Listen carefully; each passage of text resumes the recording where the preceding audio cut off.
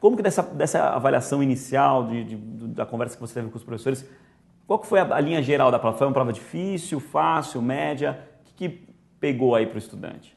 Bem, boa tarde ou praticamente boa noite já para todos que estão aqui nos assistindo. A avaliação que a gente pode fazer num primeiro momento é que ela está assim num caráter mediano.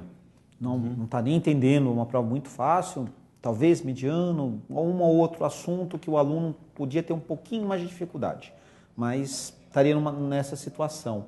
E não houve nenhuma grande surpresa de um tema novo, de uma abordagem diferente. A abordagem ela recaiu numa certa tradição que a prova tem incorporado, né? Tentando dividir entre os assuntos, tanto da parte de História do Brasil quanto da parte de História Geral, e mantendo um certo equilíbrio e a questão interdisciplinar. Ela teve bastante presente? Com, né? Geografia, com literatura, né? Teve uma questão, até inclusive um fragmento do próprio Florestan Fernandes, e pedindo para fazer uma interpretação sobre. Então, vamos dizer assim, dentro do escopo que a FUVEST tem colocado nos últimos anos, de uma prova mais analítica, envolvendo o conhecimento de conceitos, o conhecimento de conteúdos também, ela tem ido nessa direção. Não é mais aquela coisa que factual, de data, de detalhes. Aquela coisa de que você tem que saber a vírgula. Não, se é uma informação detalhada, ela aparece no enunciado. E aí tem a questão da interpretação, a leitura, que o candidato precisa fazer. Teve alguma questão? Qual foi a questão que você teve de destaque aí? Que você viu como destaque da prova? Olha, teve uma coincidência que foi a Revolução dos Cravos aparecendo num segundo exame nesse mesmo mês, no Nesp, né, no domingo passado, e aparecendo, e o mesmo enfoque. A queda do regime ditatorial no Portugal, a relação com o colonialismo e o processo de redemocratização em Portugal. Então, o tema o mesmo, o enfoque é o mesmo, mas, digamos assim... E a alternativa correta é para que lado?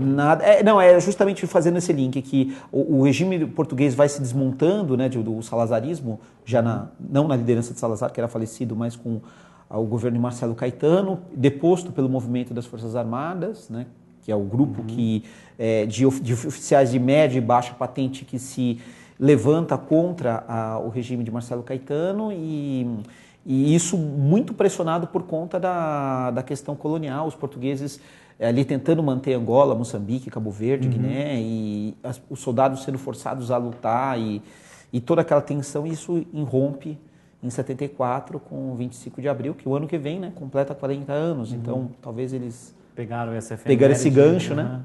Então... E teve uso de charges, de imagens, fotos? Esse ano foi uma prova bem interessante nesse aspecto. Ano passado, majoritariamente texto na primeira fase. Segunda fase, imagens. Esse ano não. Teve charge, teve foto, teve quadro.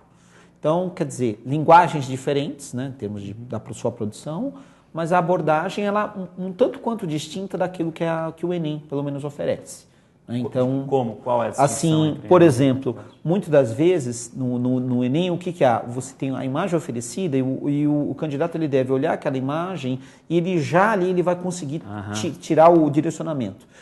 No caso da FUVEST, por exemplo, vamos pegar uma que eu considero aí a mais difícil, a questão que mostrava o quadro do Victor Meirelles, de 1866, da Moema, que é uma índia que se apaixonou pelo Caramuru, entre outras que ele se envolveu, mas ele tinha a Paraguaçu, que era sua esposa, e se envolveu com outras índias.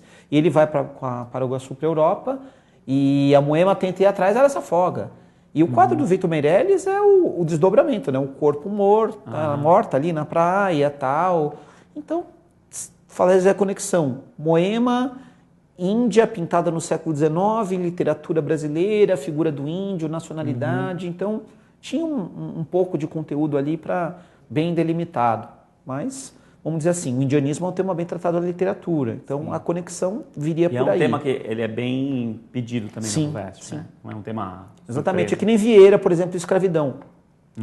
Que é uma abordagem que é bem tradicional, que ali apareceu. A questão da figura do Vieira citando o escravo que sofre, mas Cristo que sofreu, e essa coisa então Cristo no céu e o escravo aqui na terra, e essa relação. Então, assim, temas que têm uma abordagem mais ou menos tradicional.